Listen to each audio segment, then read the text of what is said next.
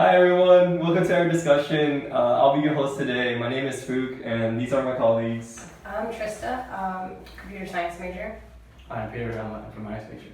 Hi, I'm Michelle. I'm an informatics major. So the personal informatics aspect of the article I thought was really interesting. The first thing I noticed is the article was from 2014, so it's a little out of date in terms of the modern technology that we're studying as compared to the online article, which was in 2019. But I think it was really interesting just kind of observing how the technology has evolved and really encouraging people to take control of their own health and give them that kind of empowerment. Yeah, that's true.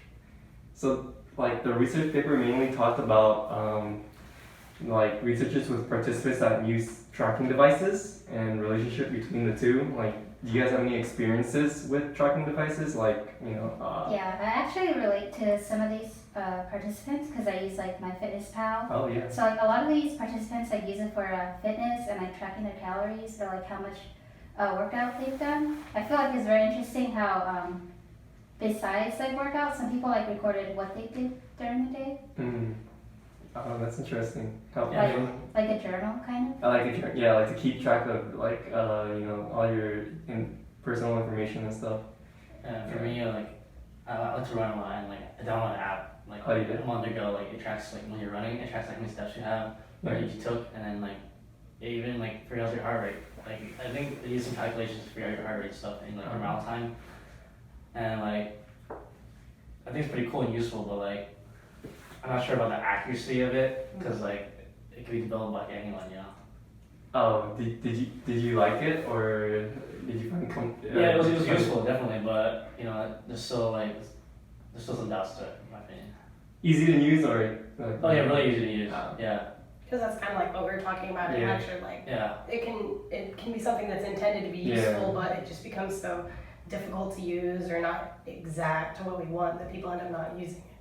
Yeah, some people like use it, but then like stop using it, and then they like wouldn't even look back at the data that they lost in the past. Yeah. Oh yeah, I did use MyFitnessPal actually, and I started using it like after 2 days. I was like, this is too much work. I can't just input everything and then like figure out like how much calories in this item or that item, and yeah. Yeah, I feel that. Like when MyFitnessPal first came out, I think I downloaded it and I was like, oh, this is kind of neat. I'm like, no, I'm not doing this. This is too much information. Yeah.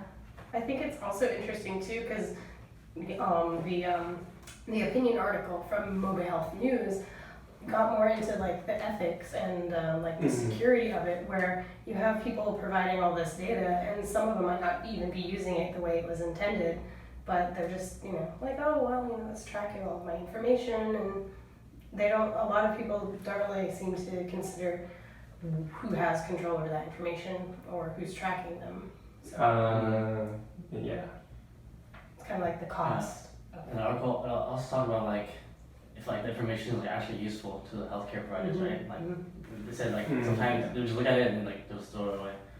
Yeah, because there's so much information out there. It's like, well, how do you determine what's useful and what's not useful? And there's no way to organize it efficiently. You guys know anyone that uses a smartwatch for anything? I have a friend that uses it to track his mile time.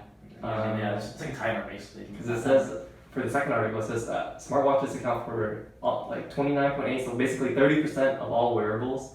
That's pretty insane. That's pretty crazy. I think it's the most convenient wearable. Actually, because you most can people, pay with it. You can track your health. You can track the oxygen level, and it's basically like having a nurse on your wrist, but it's a robot and her name's Siri.